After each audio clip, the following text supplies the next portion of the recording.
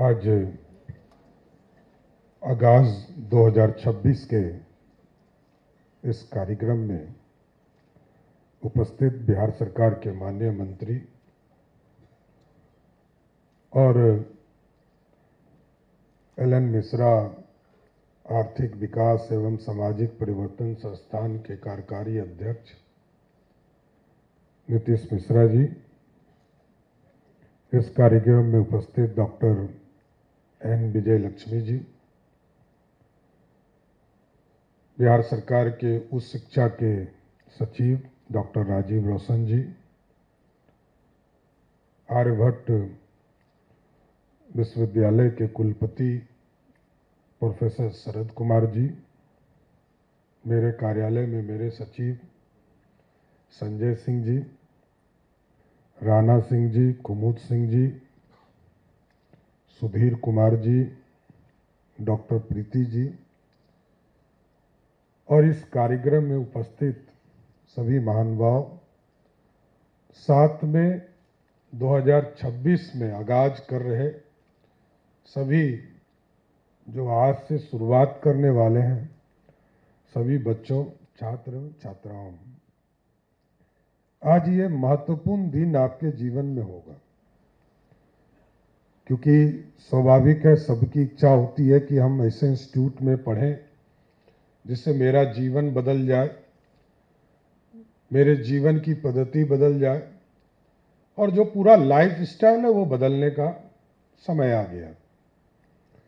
लंबे समय से संघर्ष आप करते रहे और क्योंकि मैट की तैयारी, कैट की तैयारी, अन्य परीक्षाओं की तैयारी करके आप यहाँ आते हैं और उसके स्कोर के आधार पर आपकी यहाँ नामांकन करने का काम संस्थान के द्वारा किया जाता है।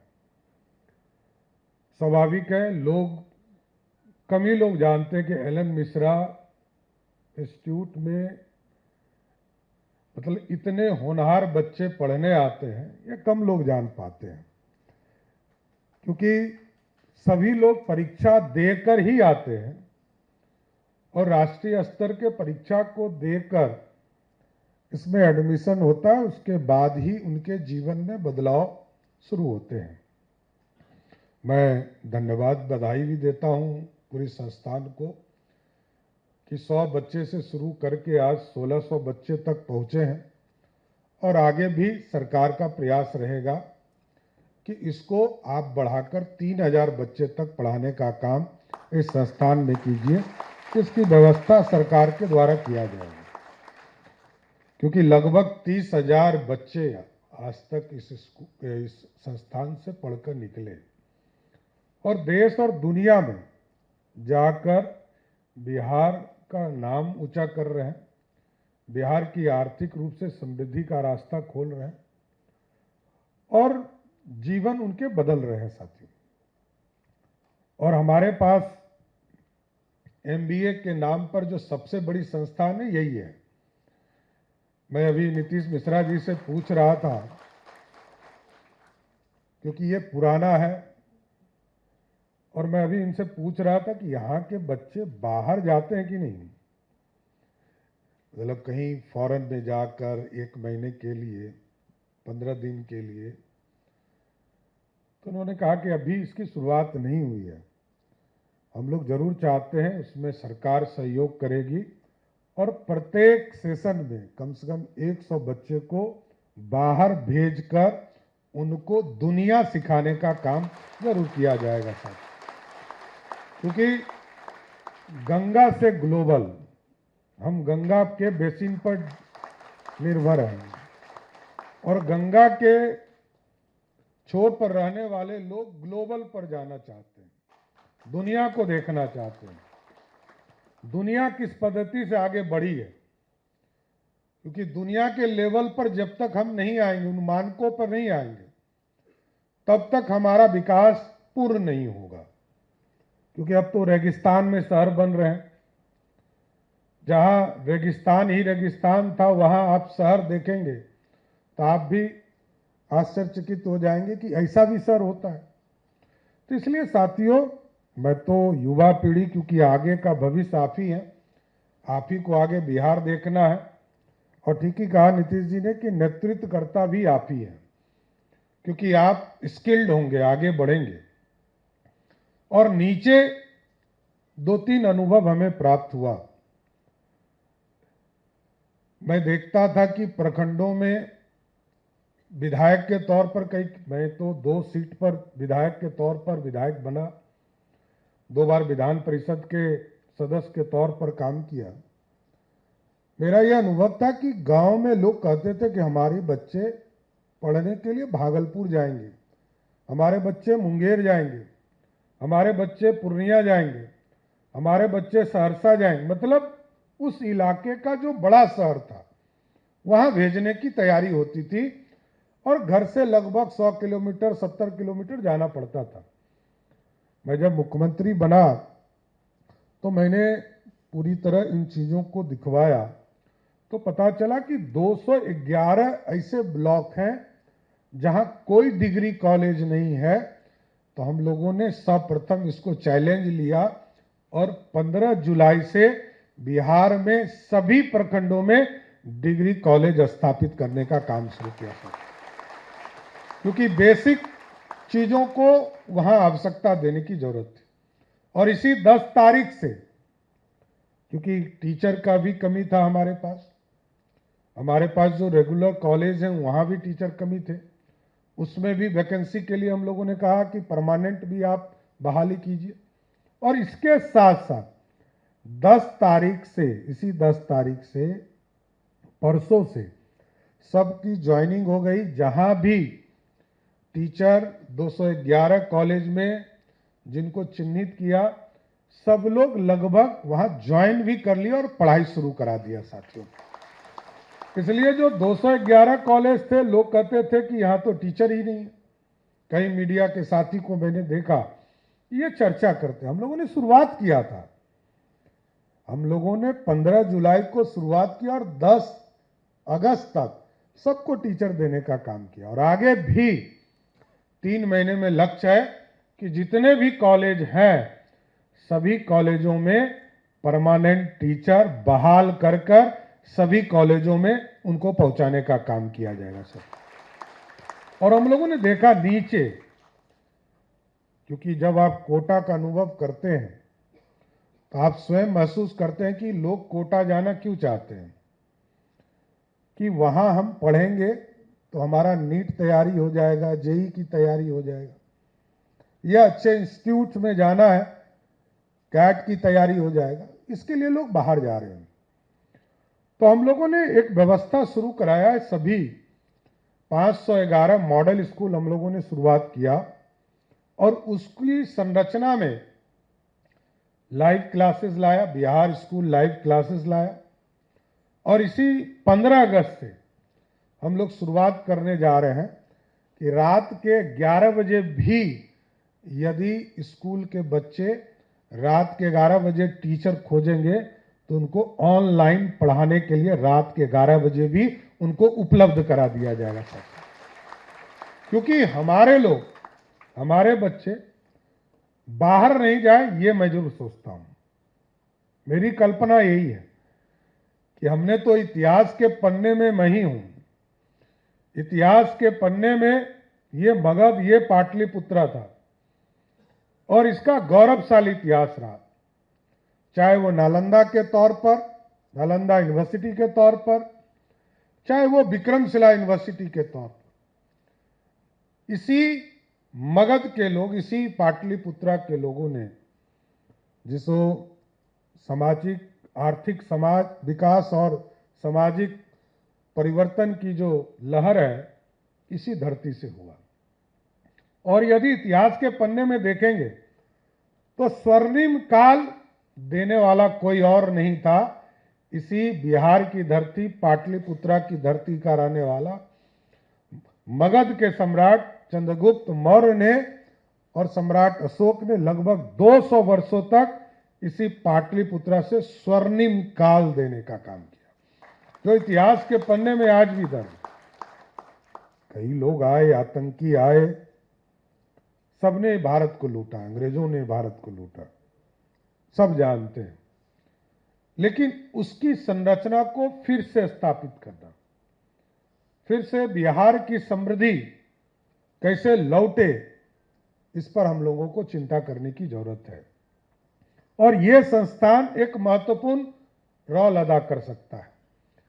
हम अभी सरकार के द्वारा जहां पर भी सामाजिक और आर्थिक विकास की चर्चा के लिए अध्ययन कराते हैं, तो वो एन सिन्हा इंस्टीट्यूट को ज्यादा हम लोग चुनते रहे हैं। लेकिन हम लोगों ने कहा है कि ऐसी व्यवस्था खड़ा कीजिए जो नई युवा पीढ़ी हमारी आ रही है, जहां से, ये तो फैक्ट्री है, जहां मैनेजमेंट करके बीबीए करके बच्चे बाहर आ रहे हैं, तो इस फैक्ट्री से जो बच्चे निकल रहे हैं, इसका लाभ बिहार की सरकार को भी मिले। इसलिए आगे के दिनों जब भी कभी हमको सामाजिक और आर्थिक परिवर्तन की चिंता करनी होगी, तो बिहार के इसी एलन मिश्रा इंस्टीट्यूट के बच्चों को उससे जोड़ने का काम करेंगे और यहां अध्ययन का भी काम इसी संस्था से कराने का काम किया जाएगा। साथियों, स्वाभाविक है, जीवन आपका बदलना चाहिए और जीवन तभी बदलेगा जब दुनिया के गति से हम चल पाएंगे।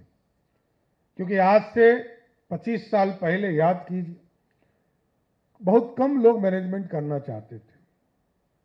मेरे भगना ने जब पहली बार हमको कहा 2001-2 में कि हमको एलन मिश्रा इंस्टीट्यूट में पढ़ना है, तो मैंने पूछा एलन मिश्रा में पढ़ोगे?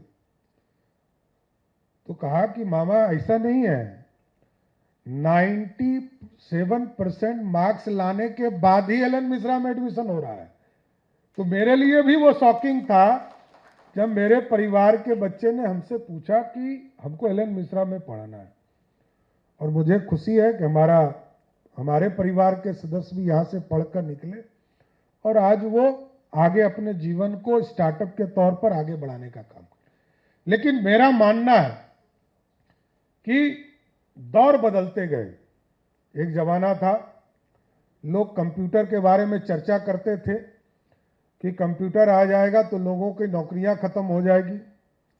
एक जमाना आया, मोबाइल आ गया, तो लोगों ने कहा कि मोबाइल से लोगों का काम जो है आसान के जगह पर और दुर्लभ होता जा रहा है। एक समय ऐसा आया कि इंटरनेट की आवश्यकता सबको पड़ गई।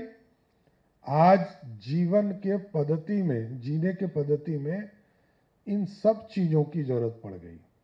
आज बिना कंप्यूटर के दुनिया को नहीं जान पाएंगे और बिना मोबाइल के दुनिया के चीजों को अपने ग्रहण नहीं कर पाएंगे। दुनिया बदलता गया, कभी फेसबुक आया, कभी ट्विटर आया, इंस्टा आया, अब तो एआई आ गया साथियों। और एआई इसलिए मैंने कहा कि मैंने अभी 2-3 विभाग में इसका अध्ययन कराया। मैंने अध्ययन कराया बिल्डिंग डिपार्टमेंट में। मैं, क्योंकि बिहार की आर्थिक स्थिति का हिस्सा आप जानते हैं, 3,47,000 करोड़ के बजट में हमारा संसाधन मात्र 60 से 65,000 करोड़ रुपया का है। हमारे पास जो रेवेन्यू है मात्र 60 से 65,000 करोड़ का। इसको धीरे धीरे हम लोग बढ़ा रहे हैं। लेकिन आज मोदी जी के सहयोग से, आदरणीय प्रधानमंत्री जी के सहयोग से विकसित भारत की कल्पना में लगभग 2,80,000 करोड़ से अधिक की राशि हमें मिलती है, जिससे बिहार की समृद्धि का रास्ता खुलता है। साथियों, मैं बताना चाहता हूं कि एआई जब प्रयोग मैंने किया बिल्डिंग डिपार्टमेंट में, जो 100 रुपये का एस्टिमेट था वो घटकर 94 रुपया का हो गया। सिर्फ एआई के प्रयोग से जहां डुप्लीकेसी था वो खत्म करने का काम एआई ने किया। इसलिए आपके जीवन में अब एआई के बिना और पूरी टेक्नोलॉजी के बिना आप नहीं बढ़ सकते, क्योंकि सामाजिक संरचना हमारे इस बिहार की ऐसी है, 14 करोड़ की आबादी, जो दुनिया के डेंसेस्ट पॉपुलेशन में से एक है। हमसे आगे इंडोनेशिया निकल चुका, पीछे छूट गया। हमसे पीछे बांग्लादेश छूट चुका है, हमसे पीछे पाकिस्तान छूट चुका है। हम इतने डेंसेस्ट पॉपुलेशन में हैं। मैंने वो बिहार देखा जब बिहार का बजट 6,000 करोड़ का था और 6,000 करोड़ के बजट में 4,000 करोड़ से अधिक की राशि सिर्फ रॉयल्टी से आता था, माइंस के रॉयल्टी से आता था। और जबकि इसी बिहार में टाटा भी था, बोकारो भी था, धनबाद का माइंस भी था। 87% रेवेन्यू झारखंड से आता था और 13% रेवेन्यू इस बिहार से आता था। लेकिन नेतृत्व नहीं था, जिसके चलते हम आगे नहीं बढ़ पाए। क्योंकि देश में और इस प्रदेश में, देश में जब भी सरकार बनी तो बिहार को उचित स्थान नहीं मिला। लेकिन जब बिहार आदरणीय नीतीश कुमार जी ने संभाला, सरदेश सुशील मोदी जी ने सहयोगी बनकर काम किया, तो जो वित्तीय प्रबंधन था उसको ठीक किया। आज हमें गर्व है, 2024 में मैं फाइनेंस मिनिस्टर था और मैं बजट पेश कर रहा था, तो मेरे 1 घंटा पहले झारखंड ने बजट पेश किया। जिस झारखंड के पास 87% रेवेन्यू था, उसका बजट 1,39,000 करोड़ का था और मैं बिहार का बजट पेश कर रहा था तो 3,17,000 करोड़ का बजट पेश कर रहा था। और इसका 2 कारण है साथी।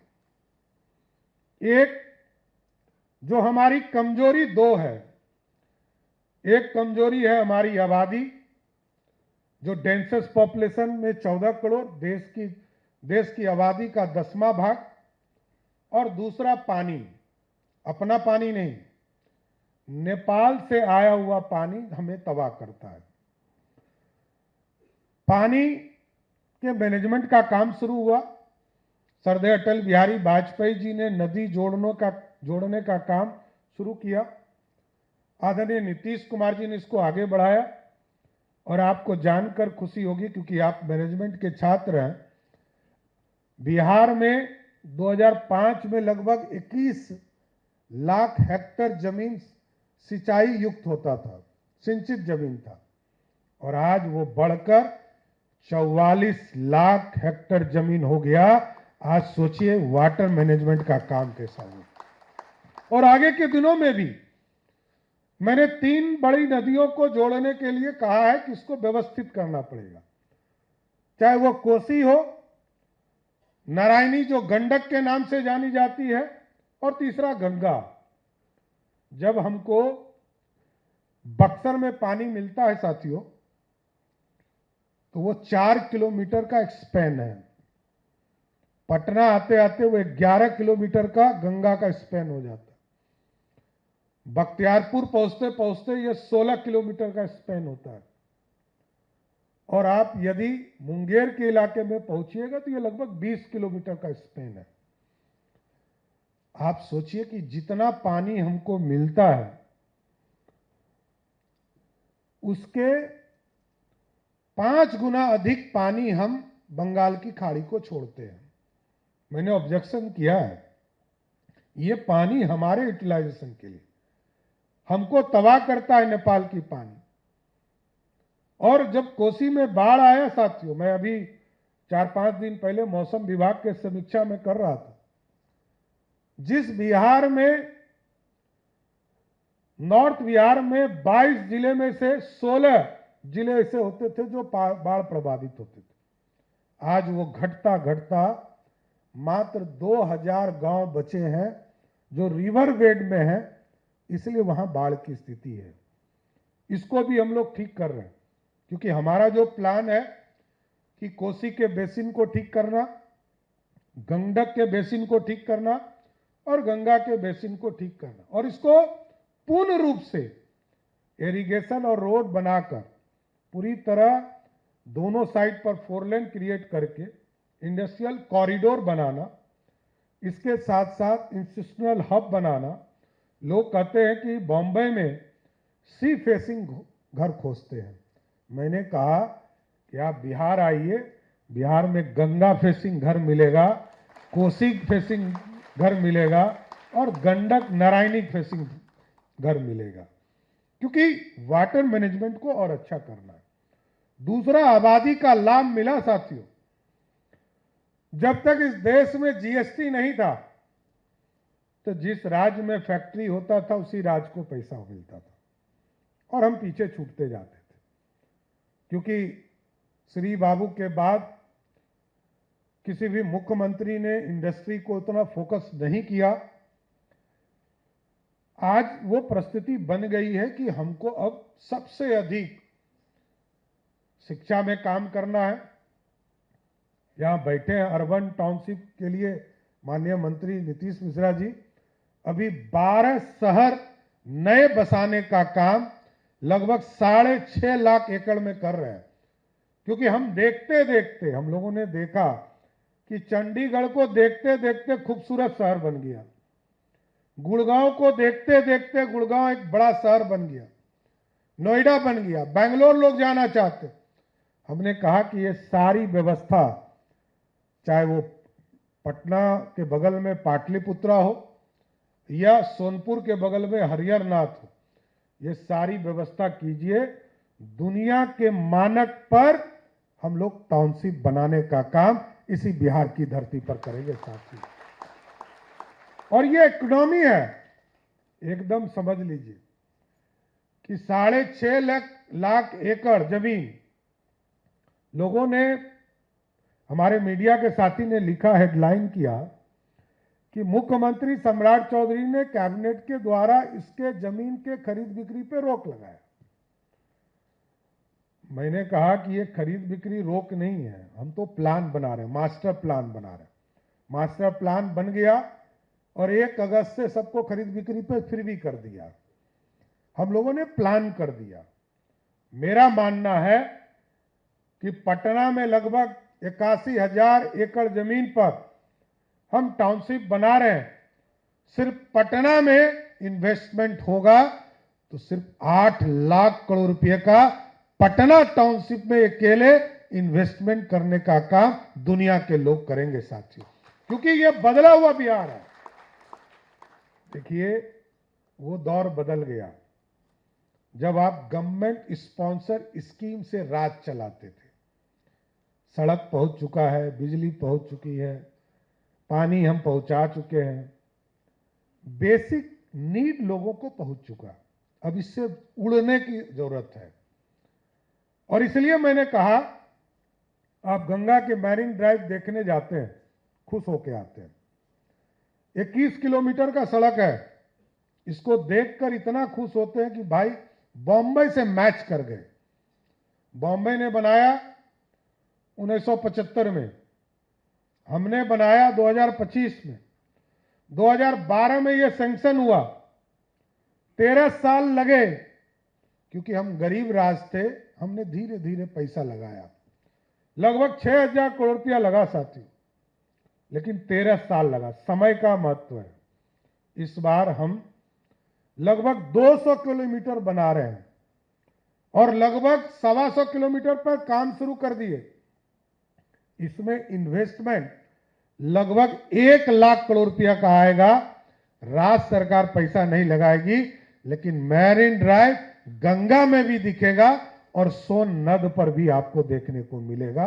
और ये टाइम फ्रेम पहले 13 साल में हमने पूरा किया, ये 2030 के चुनाव के पहले 5 साल के अंदर इस पूरे मैरीन ड्राइव को बनाने का काम हमारी सरकार करेगी साथियों। इसलिए ये इन्वेस्टमेंट का दौर आ चुका साथियों। अब हमको पीपीपी मोड पर आना होगा, लोगों को जोड़ना होगा। मेडिकल कॉलेज हमने बनाया। हम नीतीश जी के साथ गए मधेपुरा में लगभग 600 करोड़ रुपए की राशि से हम लोगों ने मेडिकल कॉलेज बनाया। बेतिया में लगभग 700 करोड़ से मेडिकल कॉलेज बनाया, लेकिन वहां ना प्रोफेसर रहने के लिए तैयार है, ना डॉक्टर रहने के लिए तैयार। हम लोगों ने कहा कि किशनगंज में मेडिकल कॉलेज प्राइवेट चल सकता है, डिहरी में मेडिकल कॉलेज चल सकता है, सहरसा में मेडिकल कॉलेज चल सकता है, सरकार का क्यों नहीं चलेगा? तो मैंने कहा कि अब सारे चीजों को पीपीपी मोड पर लाइए।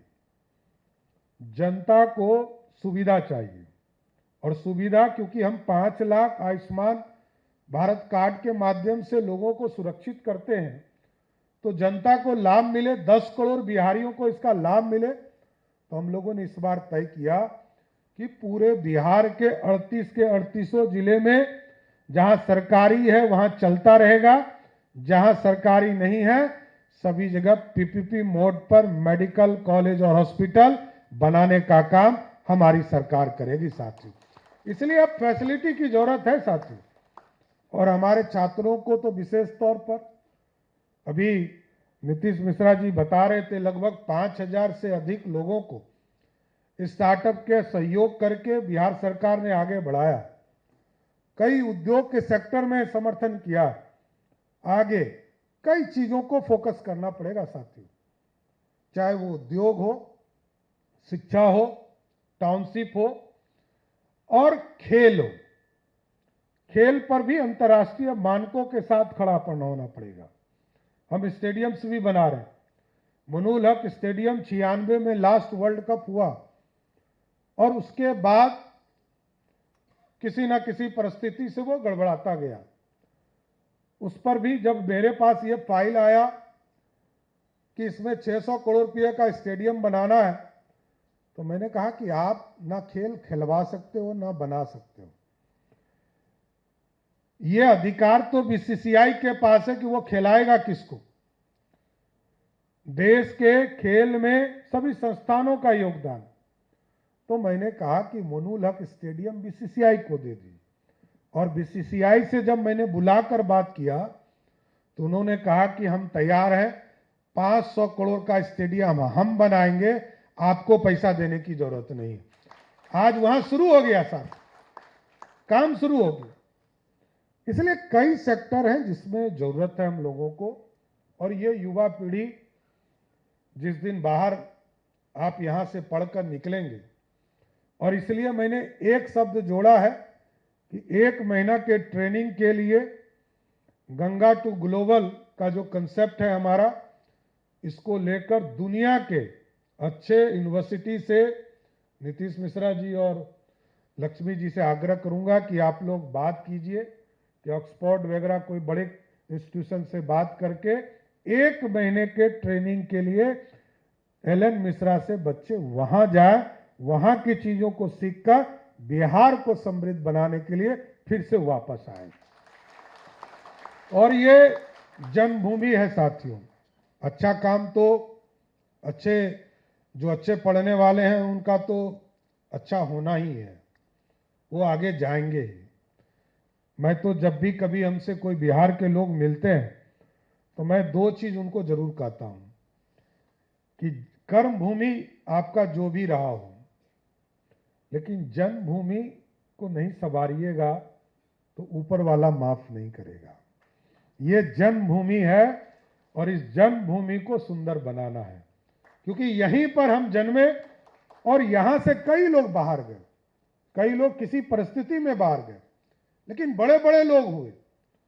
उन लोगों से मैं जरूर जब भी मिलता हूं तो यही कहता हूं कि बिहार की समृद्धि का रास्ता खोलिए और आप लोग जरूर इसमें आगे बढ़ने का काम कीजिए। लेकिन मैं फिर से आज आगाज 2026 में आप तमाम छात्र छात्राओं को बधाई देता हूं, शुभकामना देता हूं।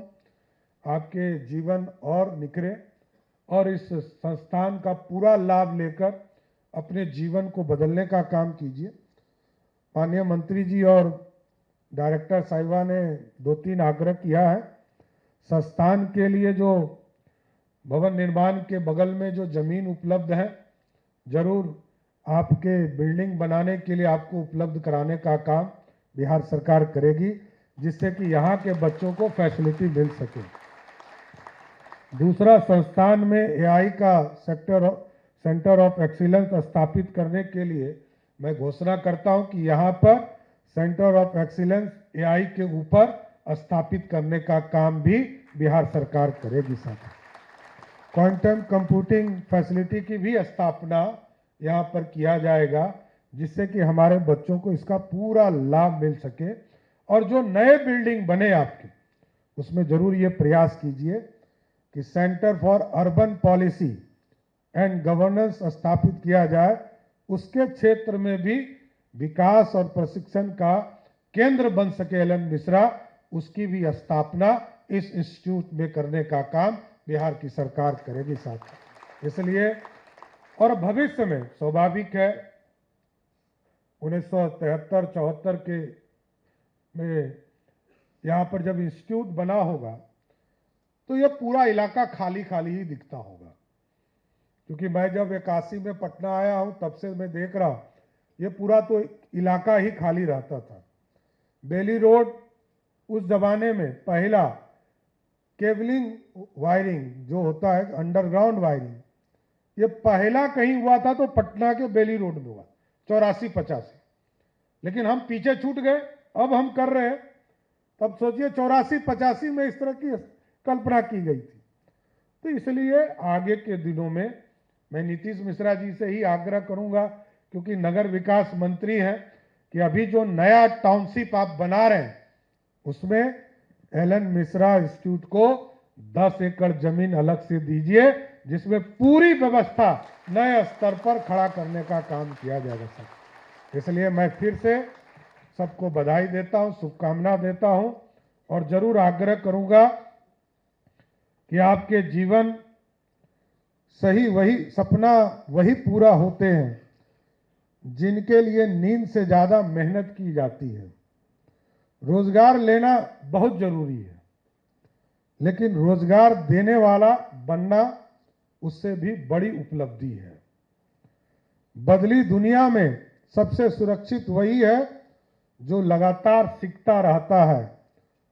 आपकी सबसे बड़ी प्रतिस्पर्धा किसी और से नहीं, वो खुद से है, जिससे आगे बढ़ने में प्रेरणा मिलते रहेगी।